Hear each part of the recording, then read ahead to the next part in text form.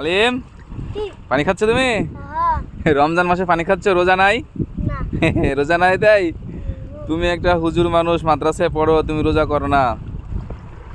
আলহামদুলিল্লাহ। এটা হচ্ছে সেচ প্রকল্পের একটা লাইন। মূলত এদিক দিয়েই পানি চলে আসে। মাশাআল্লাহ, খুবই সুন্দর, অসাধারণ। পানির একটা অন্যরকম শব্দ পাওয়া যাচ্ছে। বাহ, পুরো বিলে এরকম বিভিন্ন জায়গায় পয়েন্ট আছে।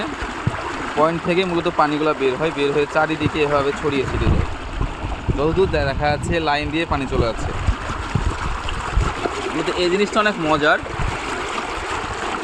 ডিপের লাইন অনেক দূরে থাকে ডিপের লাইন, বাট পানি কিন্তু এরকম বিভিন্ন জায়গায় পয়েন্ট করা আছে, পয়েন্ট দিয়ে পানি বের হয়। মাশাআল্লাহ, খুবই সুন্দর।